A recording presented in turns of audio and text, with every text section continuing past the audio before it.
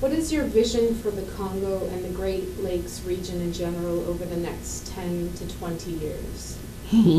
So allow me to dream here. What I would like is to see a peaceful and stable region that is able to reap off the benefits of its richnesses, of its wealth. Its wealth is translated, most commonly people look at it as mineral resources, but we have people, we have culture, we have mineral resources, we have biodiversity, and so a region that is stable and at peace is able to capitalize on all of that wealth, share it with the world without any conflict. We don't need predatory behavior.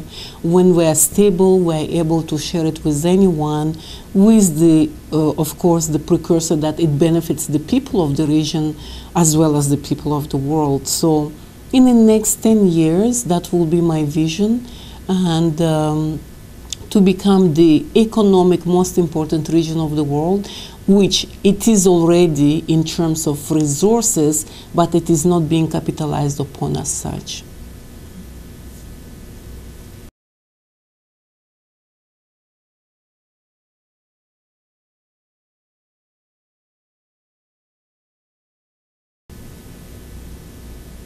What trends are you seeing in peace building that you consider important? I would say mobilization, you know, various stakeholders coming together to mobilize. It still does happen that areas and people are forgotten, but when the issue is put on the awareness of agenda, many people come together, civil society organizations, governments, international institutions such as the United Nations, the World Bank, you know, neighboring countries, you know, and so on. I think that's an important trend, and that now several considerations are being given to differentiation of treatment of solutions for women, for children. Before it was just one basket of solutions. Now there is greater realization that not everybody is the same, not everybody can be treated the same and shouldn't be treated the same. So there are now these considerations. They are not perfect. I'm not saying that they are, but there is now a trend, you know, towards, you know, these approaches, you know. And, you know, rebuilding the previous community values, you know, in some, there is that agenda to do. And I think that peace and maintenance of peace requires several elements. We are now also more cognizant of the fact that those are long-term issues. If initially people used to think that we'll come with a solution and within a year or a few months, you know, we'll establish something that is resolvable once and for all, we realize now that it is a long-term solution, and then it requires long-term programs, and in that it is still deficient.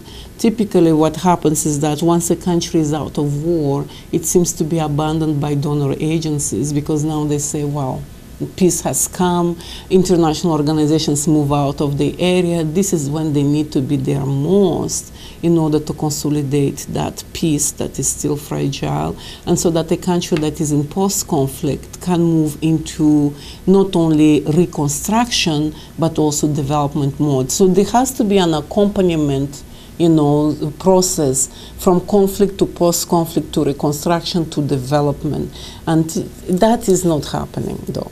You know, so often we move from conflict to post-conflict, and then, you know, organizations, institutions move on to another area, and yet an accompaniment is needed. So do you see that as a growing trend? Trend it is not yet. I don't see that as a trend. Just look at Sierra Leone. It needs so much support, is not receiving sufficient support. Look at DRC, even though DRC cannot yet be defined as post-conflict country. look at Liberia. I don't see it as a trend yet, but I think that people are speaking about it, that, you need to do more. You cannot just move out once the conflict is over.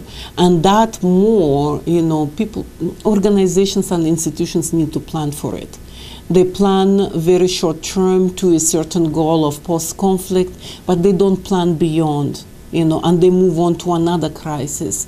And yet the fact that those particular regions are not stable yet is a crisis on its own, I think the saddest thing is to go back and back and back all the time to the same issues and to the same areas, Do you have anything you'd like to add? I think, I don't know, in general, I think I've covered all those areas that, you wanted to hear about. The growing role of women in peace building and peacekeeping is very important. I think it's extremely important to demand accountability from different countries that, security is provided for women. They are the backbone of any development of any country, and their security is most important. And often it is a forgotten agenda, or it is a side agenda somewhere. It has to be integral to everything any country in post-conflict is doing. Okay. Okay.